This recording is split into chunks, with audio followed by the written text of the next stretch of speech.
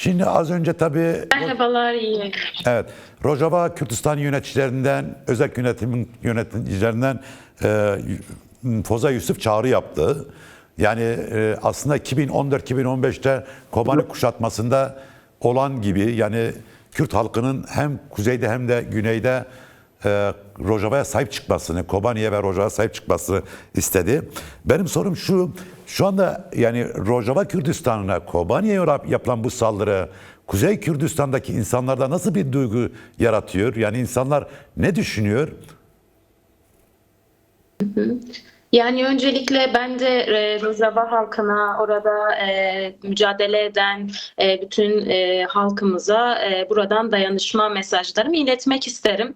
Açıkçası Foza Yusuf'un söyledikleri çok açık ve netti. Hem Başşur'da hem Bakur'da Kürt halkının ve dostlarının Rojava devrimini asla yalnız bırakmaması gerektiği, topyekün bir saldırı olduğu, bir soykırım saldırısı olduğu, aynı zamanda Kobani gibi sembolik önemi olan, dünyada Kobani günü ilan edilmiş, IŞİD'e karşı mücadelede sembolleşmiş bir yere şu anda kuşatmanın yapılıyor olması, oradaki halkın ve halkın kazanımlarının tasfiye edilmek isteniyor olmasının elbette dört parça Kürdistan'da da, Kürt halkının dostlarında da, enternasyonalistlerde de çok ciddi bir karşılığı var. Çünkü Kobani tek bir sokak kalmışken IŞİD karanlığına hiçbir zaman boyun eğmeyerek aslında yeniden bir tarihi, yeniden bir diriliş, direniş ve devrim tarihi yazmıştı. Bugün bu devrim tarihi ne yazık ki uluslararası güçlerin sessizliği, uyuyan IŞİD çetelerinin HTŞ eliyle uyandırılması, Hol kampından daha pek çok alanda Rakka'nın IŞİD'in merkezi halindeyken bir halkların kardeşliği merkezine dönüştürüldüğü bu yeniden inşa sürecinde özellikle Rakka'nın yeniden IŞİD hücrelerinin uyandırılmasıyla birlikte adeta Kobani'den ve Rojava direnişinden bir intikam alma girişimi görüyoruz. Bu girişim karşısında hem Bakur'da hem Mardin'de hem Diyarbakır'da hem Türkiye'de söyleyebilirim ki halkın öfkesi çok yüksek.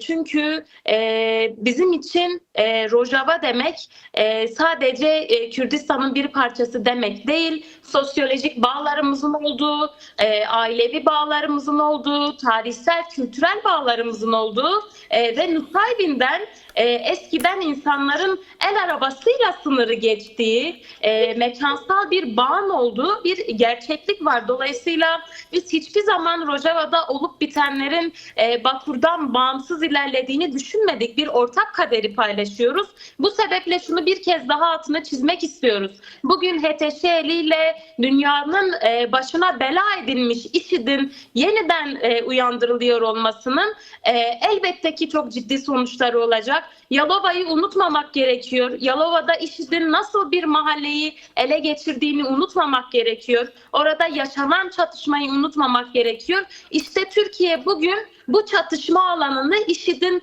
mahalleleri ele geçirecek kadar derinleştiği ve gizli örgütlendiği bir yapıyı bugün sınır komşusu yapmak istiyor. Az önce bunun sebebini sorguladık ve 100 yıllık Kürt inkarı dedik.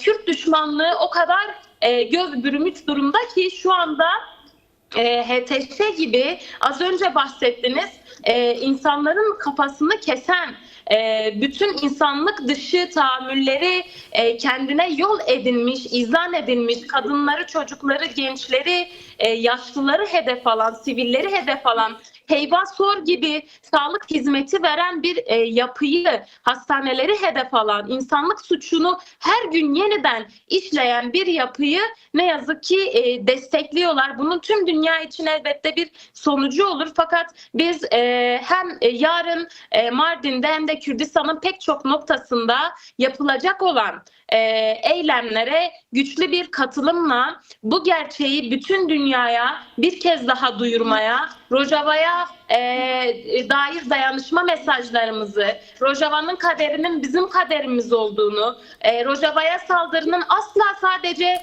Rojava'ya saldırıyla sınırlı kalmayacağını, bunun bir yaşam paradigmasına saldırı olduğunu, bunu Orta Doğu'da iflas etmiş ulus devletlerin ve Orta Doğu'nun her tarafını bir ateş topuna çevirmek istenen o savaş pratiğinin karşısında yeni yaşamı inşa eden, halkların ortak yaşamını inşa eden yaşam paradigmasına saldırı olduğunun ve bu saldırının sonuçlarının sadece Rojava ile sınırlı kalmayacağının, bu sebeple bugün topyekün bir saldırı karşısında Bakur halkının da topyekün bir dayanışma içerisinde olması gerektiğinin altını çiziyoruz. Evet. Yarın Nusaybin'de sınırda olacağız.